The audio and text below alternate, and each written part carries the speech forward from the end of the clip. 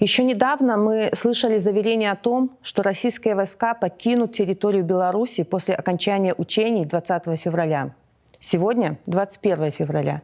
И начальник Генштаба Виктор Гулевич заявил, что подразделения Вооруженных сил России уйдут с территории нашей страны, когда появится объективная необходимость.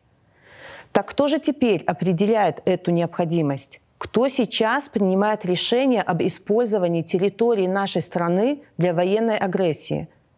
Вот что думают сами белорусы.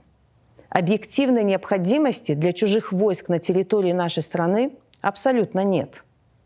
Мы настаиваем, что основная причина угрозы нашему суверенитету – Александр Лукашенко.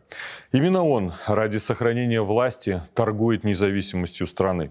Теперь наша страна используется для конфликта с дружественной Украиной, что ставит под угрозу национальную безопасность Беларуси. Это происходит в интересах России, а не белорусского народа. Возможно, режиму хотелось провести незаконный референдум под присмотром российских войск. Референдум, на котором белорусам предложат проголосовать за то, чтобы наша страна перестала быть нейтральным государством без ядерного оружия. Но может ли потерявший легитимность человек гарантировать, что контролирует ситуацию с российскими войсками и что они уйдут тогда, когда он посчитает нужным? Мы вынуждены констатировать, что Лукашенко не является самостоятельным игроком и уже не может принимать решения независимо.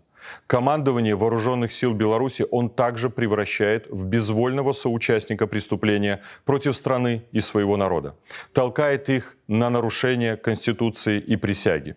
Мы заявляем, что Беларуси сейчас необходимы представители власти, которые действуют в национальных интересах, чьи приказы легитимны и законны. Мы требуем вывода российских войск с нашей территории. И мы будем добиваться, чтобы этот вопрос был вынесен на рассмотрение Совета безопасности ООН. Мы уже направили письма в страны ЕС с предложениями новых сильных санкций против соучастников в организации военного конфликта. Мы единой командой проведем консультации с соседями, Европейским Союзом, США и Великобританией. Каким бы ни был каждый следующий шаг против белорусского суверенитета, он повлечет самые серьезные последствия.